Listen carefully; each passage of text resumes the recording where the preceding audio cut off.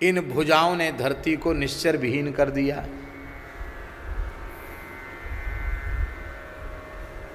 रावण का वध किया।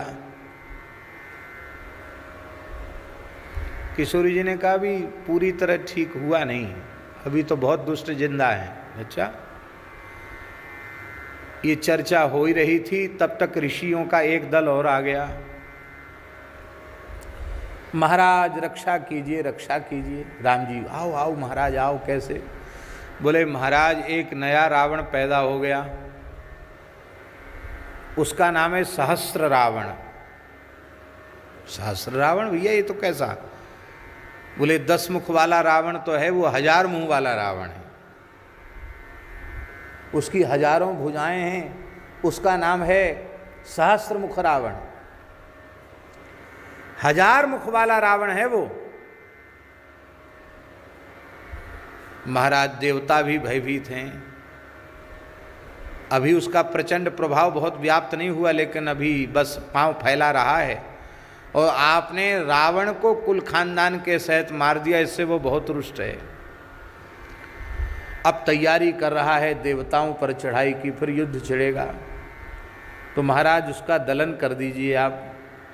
तब तक ब्रह्मादि देवता भी आए, बोले महाराज हम लोग बहुत त्रस्त हैं सहस्त्र रावण से, आप कृपा करके उसको समाप्त कीजिए। राम जी बोले बिल्कुल ठीक। किशोरी जी ने मुस्कुरा के कहा देख लो, अभी अभी कह रहे थे कि हमने धरती को निश्चरों से विहीन कर दिया, देख लो आ गया ना आपके सामने परिणाम आ गया एक। वो तो 10 मुंह का ही मारा था, ये तो 1000 मुंह का आ गया। राम जी बोले अभी इसका काम तमाम करते हैं। राम जी उठे, लक्ष्मण जी भरत जी सब साथ गए, शत्रुघ्न जी अयोध्या जी में, हनुमान जी सब, और भयंकर युद्ध छिड़ा। उस युद्ध में एक एक करके सबके युद्ध का उत्साह ठंडा हो गया। सहस्त्र रावण को जीतना कठिन हो गया। उसका कारण यह था कि सहस्त्र रावण की सेना तो मारी गई, पर सहस्त्र रावण को जैसे ही राम जी बाण का प्रहार करते, उसके शरीर के रक्त की एक बूंद से 1000 रावण वैसे ही पैदा हो जाते। एक बूंद खून गिरते ही एक सहस्त्र मुंह वाले 1000 रावण पैदा हो जाते, और उनको भी बाण लगेगा तो उनकी भी एक एक बूंद से उतने उतने 1000। सारा ब्रह्मांड 1000 मुंह वाले रावणों से भर गया। बंदर भालू जो राम जी के सहयोगी थी, सबने हाथ खड़े कर दिए, बोले बस हो गया महाराज, अब तो 10 मुंह वाला तो अब तो हो गया, अब आप जानो, आपका काम जाने। राम जी भी घबरा गए, लक्ष्मण जी भरत जी भी घबरा गए, हनुमान जी भी घबरा गए। अब क्या होगा? अब तो प्रतिष्ठा की बात आ गई। तो किशोरी जी भी पधारी थी वहां युद्ध में। तो शिविर जहां लगा था वहां किशोरी जी अपनी सखियों के साथ वहां विराज रही थी। अब राम जी कैसे जाएं पराजित होकर के शिविर में? बड़े दुखी हो गए राम जी। वशिष्ठ जी से उन्होंने कहा गुरुदेव अब आप समाधान करो, क्योंकि इनकी कृपा दनुज रण मारे, आप कृपा करो। जुक्ति मुक्ति तो गुरु जी ही बताते हैं, आप बताओ कैसे मारें। तब वशिष्ठ जी ने कहा हे रघुनाथ, आप और जानकी जी में भेद नहीं है, पर आप शक्तिमान हैं, आपकी शक्ति तो ये हैं, आपने वहाँ भी जो विजय की थी इनकी कृपा से की थी, शक्ति तो इन्हीं की थी। अब किशोरी जी को मनाओ, वो कृपा करके समाधान करेंगी तब सहस्त्र रावण मरेगा, नहीं तो मरेगा नहीं। तब वशिष्ठ जी ने राम जी को उपदेश किया है, और राम जी ने श्री सीता सहस्त्र नाम के द्वारा, राम जी ही उसके ऋषि हैं, राम जी ने सीता सहस्त्र नाम के द्वारा श्री किशोरी जी की, जानकी जी की 1000 नामों से स्तुति की। जब राम जी स्तुति करने लगे श्री जानकी जी उस समय सेज पर पौड़ी हुई थी, लेटी थी। सखियाँ चमर और व्यजन आदि लेकर खड़ी थी, और राम जी थोड़े दूर, उतनी दूर समझ लो जिसमें ज़्यादा उनको विक्षेप न हो, और वो स्तुति कर रहे थे। जैसे ही उन्हें लगा कि मेरे प्रियतम का शब्द है, किशोरी जी उठी और उठ कर के उन्होंने सखियों से पूछा बात क्या है, युद्ध से ये आ गए, क्या बात है। तो धीरे से सखियों ने सारी बात बता दी। तो किशोरी जी ने ऐसे किया, जैसे ही ऐसे किया उनके केश खुल गए और खुले हुए केशों से अट्टहास करती हुई भद्रकाली प्रकट हो गई। आज्ञा करो भगवती, स्वामिनी आज्ञा करो, जाओ सहस्त्र रावण का काम सफाया करो। उसी समय वो महाराज राम जी ने कहा, राम जी से कहा कि अब आप युद्ध करो। राम जी युद्ध करने लगे। जितने सहस्त्र रावण पैदा होते वो उनका खून धरती पर गिरेगा तब ना सहस्त्र रावण पैदा होंगे। वो जितना खून गिरने से पहले ही काली जी सब जीभ से चाट जाती, एक बूंद नहीं गिरने दिया, सब खत्म है गई सहस्त्र रावण। और महाराज जितने बचे खुचे थे उनको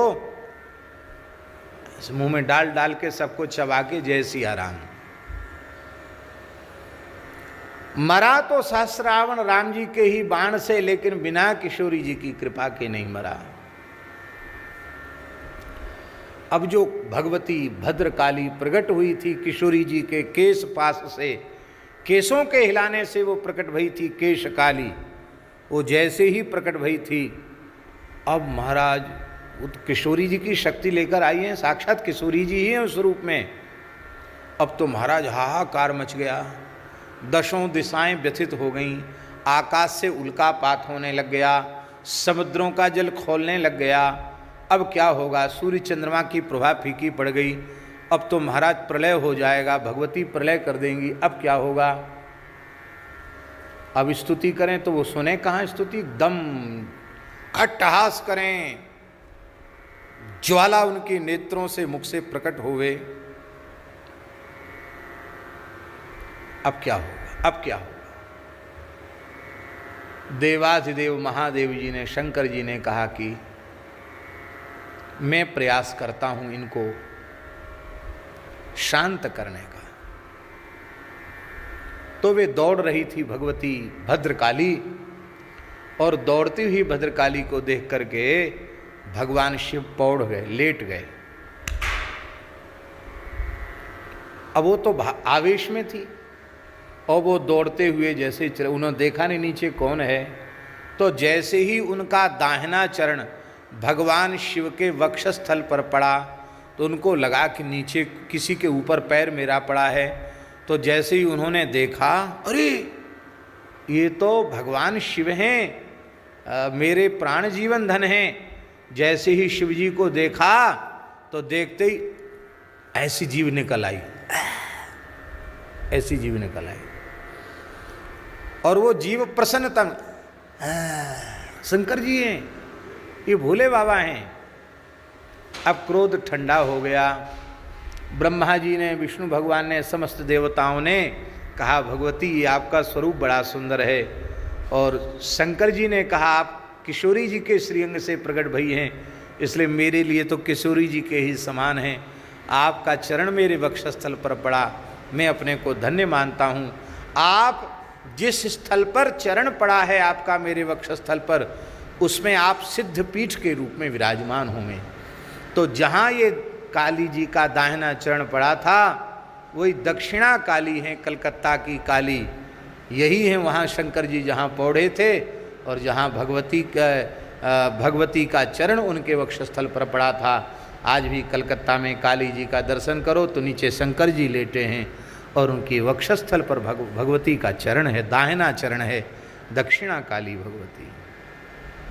इसलिए भगवती भद्रकाली उनके श्रीअंग से प्रकट हैं, इसलिए तद्रूपा ही हैं। और श्री किशोरी जी ही तो राम जी के चरणों में नेम और प्रेम देंगी, क्योंकि श्री किशोरी जी रूपी हैं। श्री किशोरी जी जैसे राम जी रूपी हैं और भैरव रूप रुद्र वो रूप हैं, ऐसे ही किशोरी जी रूपी हैं। और भगवती दुर्गा, भगवती भद्रकालिका, भगवती चामुंडा ये उनका रूप हैं।